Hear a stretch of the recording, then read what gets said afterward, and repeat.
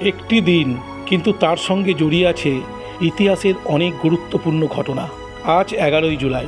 এই দিনে ভারতে ঘটেছে বেশ কিছু স্মরণীয় ঘটনা। জন্ম নিয়েছেন অনেক বিশিষ্ট মানুষ, আবার হারিয়েছি আমরা অনেক গুণী ব্যক্তিত্ব। চলুন আমরা জেনে নিই আজকের কিছু ইতিহাস। 1823 সালে এই দিনেই ভারতে তৈরি প্রথম জাহাজ ডায়না কলকাতা বন্দর থেকে প্রথম যাত্রা শুরু করে। 1832 সালে সতীদাহ প্রথা বন্ধ করার বিরুদ্ধে রক্ষণশীল সমাজ যে আবেদন করেছিল, ব্রিটিশ পার্লামেন্ট তা খারিজ করে দেয়। 1889 সালে কলকাতায় অবিভক্ত ভারতের প্রথম প্রতিযোগিতামূলক ফুটবল টুর্নামেন্টের সূচনা হয় আজকের দিনেই। আর 2006 এই দিনেই মুম্বাইয়ের লোকাল ট্রেনে ধারাবাহিক বোমা বিস্ফোরণে বহু নিরীহ মানুষের মৃত্যু হয়।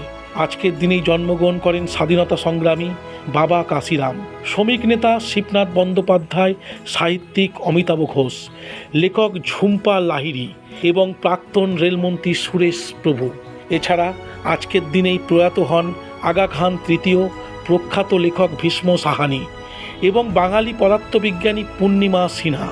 11ই জুলাই সারা বিশ্বে পালিত হয় বিশ্ব জনসংখ্যা দিবস। এভাবেই 11ই জুলাই ইতিহাসে নিজের একটি বিশেষ জায়গা করে নিয়েছে। এমন আরও অজানা ও গুরুত্বপূর্ণ ইতিহাস জানতে আমাদের সঙ্গে থাকুন। আবার দেখা হবে নতুন একটি দিনের ইতিহাস নিয়ে। নমস্কার।